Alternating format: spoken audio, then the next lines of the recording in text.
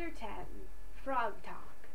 Ginger was amazed at how nervous she felt as she charged out of the Hocus Latte, the wish cake recipe tucked into her book bag. She'd talked to Hopper a few times before, but never about anything as important as being a guest star or saving a Meerkat show. A sinking feeling filled her stomach, reminding her of the deflating souffle. Why was she so jittery? Because you like him, she told herself. Why did it have to be this way? Why did having a crush make her feel as if her legs were made of pudding? Beads of sweat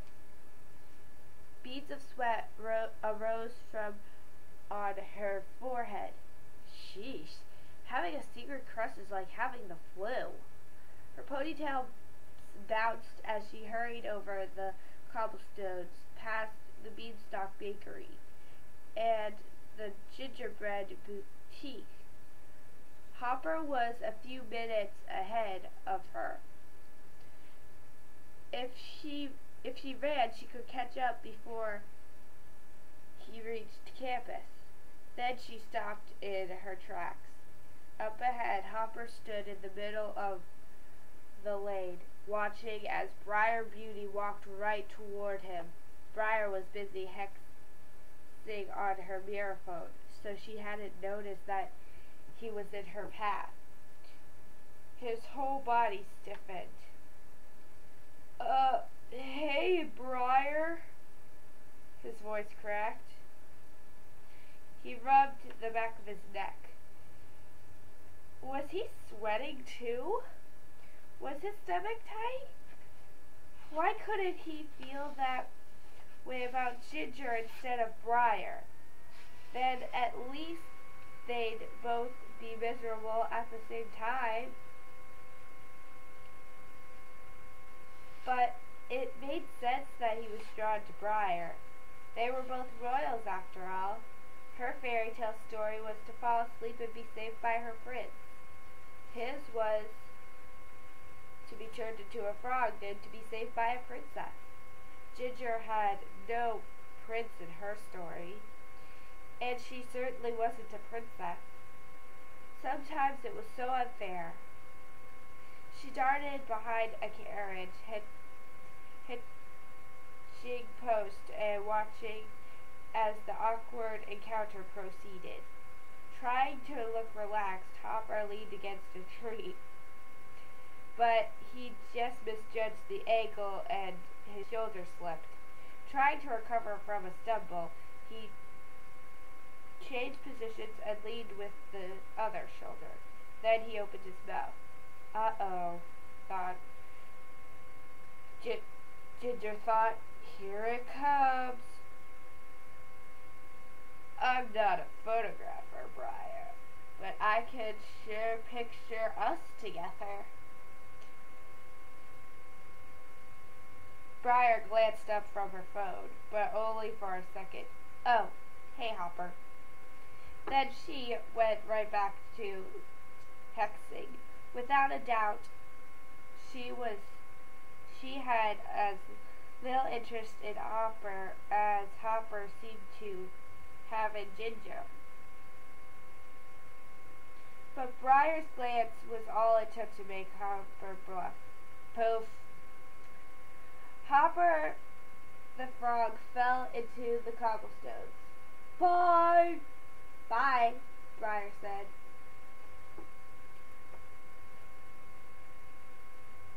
Then she carefully stepped over him and continued into town. Maybe this was a good turn of events. It would be easier to talk to Hopper as a frog. At least he could put words together and form a sentence that wasn't a pickup line. As soon as Briar was out of view, Ginger marched up the lane, then stood over the royal frog. She sat on a stone, his miniature crown perched on his green head. His latte cup had landed next to him. It was more than twice his size. Hopper? He glanced up.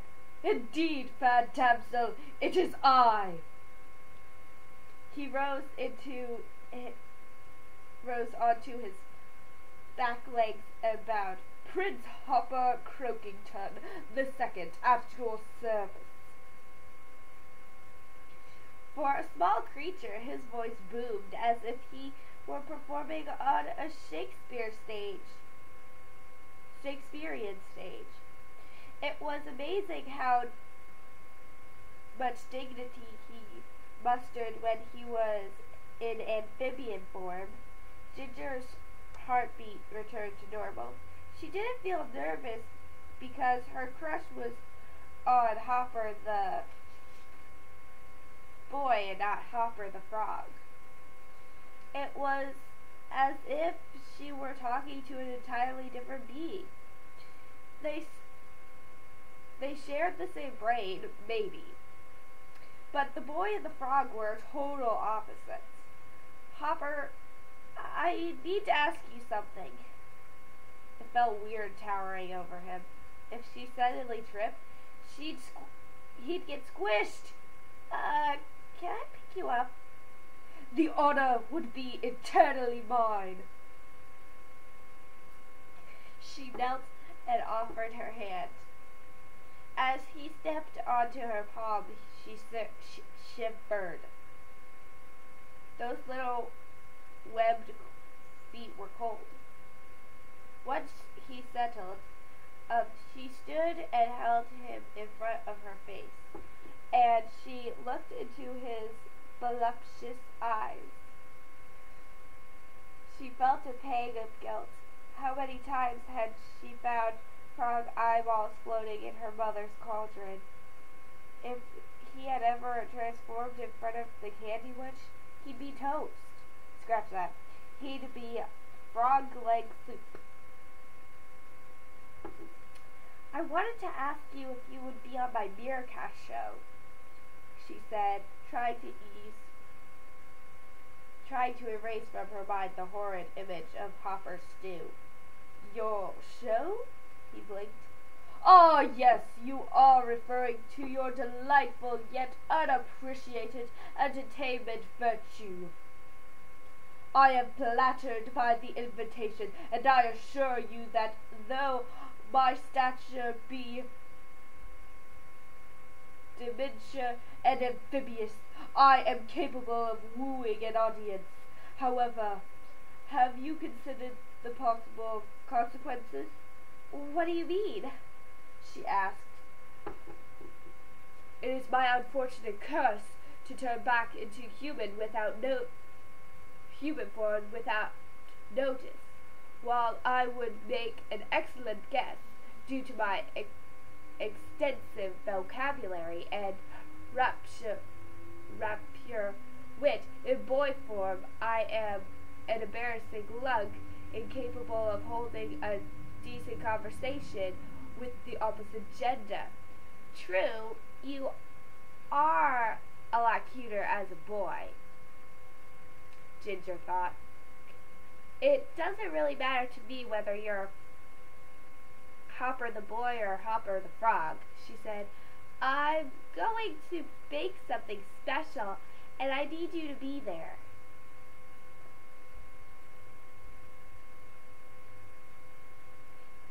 He tensed, his round eyes narrowed to slits. Forgive me for asking, but you wouldn't perchance be baking something poisonous or frog the jor? Ginger groaned. Even frogs suspect her. No, of course not. I want you to be my guest, not my main dish. I'm going to bake a wish cake. If you eat it, you can make a wish, and it will automatically come true. Hark! Did I hear correctly? A huge grin spread from ear hole to ear hole. A wish? Ginger nodded. He stood on his hind legs and raised his little arms to the sky. Shall I wish for a trip to the moon or a handful of starlight to keep in my pocket? Shall I rule a lily-pad kingdom or command the insects to serve my beck and call? Wow, he had some grand dreams. Sorry, but the wish can't be that big. It has to be something smaller. Her hand suddenly felt heavy as if she were carrying a brick. Poof! The frog disappeared and Hopper was standing next to her. His right foot right on top of hers. Oops! Sorry about that, he said, stepping away. His voice was back to its normal range.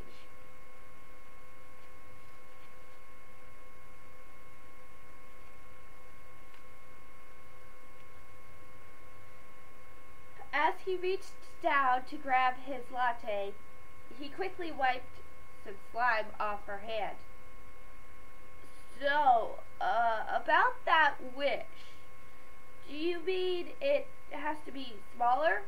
Well, you're new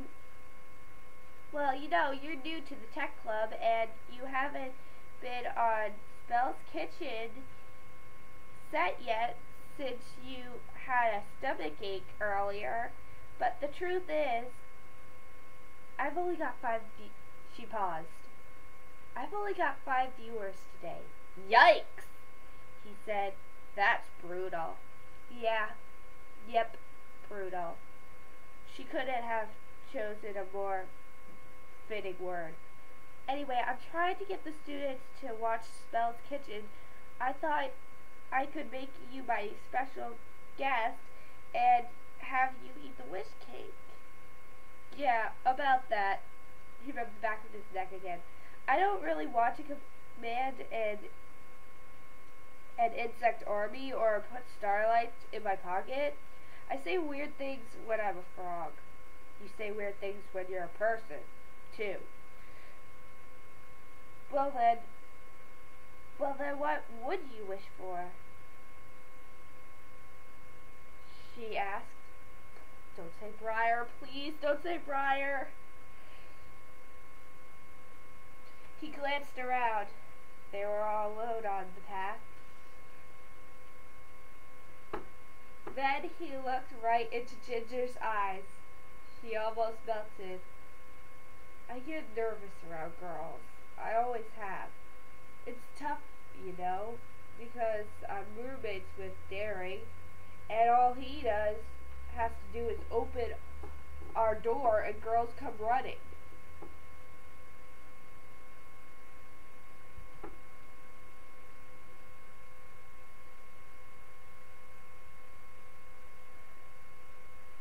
He has no trouble talking to them. I can barely say hello. She smiled encouragingly. You're talking to me right now, and you don't seem nervous. I know. For some reason you don't make me feel nervous. It's like I don't need to prove anything to you. What do you have to prove? That I'm as good as the other princes. I mean, I know I'm handsome and smart and athletic, but what does any of that matter when I'm always turning into frogs? Girls aren't crazy about frogs, believe me. Why couldn't I turn into a dragon or a racehorse or something not so slimy? When girls look at me, all they see is Frog Boy. Maybe some girls, Ginger said, but not all. That's not what I see. Well, Briar does. And as long as I turn into a frog every time I try to talk to her, I don't stand a chance at getting a date with her. Yep, he definitely had Briar on the brain. For a moment, Ginger was tempted to choose a different special guest for her show, because the last thing she wanted was to act as matchmaker for Hopper and Briar. But he suddenly looked so sad, as if the rejection he'd felt over the years was hitting him all at once, like a big fat punch into the gut. Ginger knew exactly how he felt. There'd been many times when she'd watched kids walk past her in front window on their way to school. She'd wave through the glass, but they'd point at the house, squeal, and run away. What Ginger was beginning to understand was that rejection was one of life's ingredients. It wasn't a necessity like eggs are for a fluffy throne cake, or lard is for a perfectly flaky crust. But it has the power to build character or to knock it down. Though Ginger had claimed her own identity in as loud a way as she possibly could, she still struggled with people who judged her based on her family's history. Likewise, Hopper acted the part of a confident prince. He still felt judged by girls who saw him as only Frog Boy. Ginger wouldn't choose another guest because someone had once told Ginger that if you truly care about someone, you want that someone to be happy. Why don't you come to my show? You could wish to talking to girls without turning into a frog, she said. That sounded like a smallish wish. I bet that would work. That would be great. His eyes lit up, and he beamed such a bright smile it could have competed with Daring's. If I could talk to girls, then that would mean I could talk to Briar. I'd have a chance with her. And there it was. He didn't care about talking to girls. Just one girl. Ginger sighed. I'll do it, he said. Then he playfully punched her in the shoulder, the way he might punch Daring or Sparrow. Thanks, Ginger. You're the best. As he snotted off, Ginger lingered in his left behind scent of expensive soap and coffee. She felt a bit woozy. A shoulder punch wasn't exactly a hug, but for now it would have to do. Sure, Hopper was going to be on her show just to get another girl's attention, but she decided not to worry about that. It was more important for her to think about saving Spelf's kitchen. Everyone at school knew that Hopper turned into a frog whenever he talked to Briar. Who wouldn't want to watch his wish come true? Her viewership numbers would soar. Besides, she could try to win him over at a later date. As she slung her cauldron purse over her shoulder, she smiled.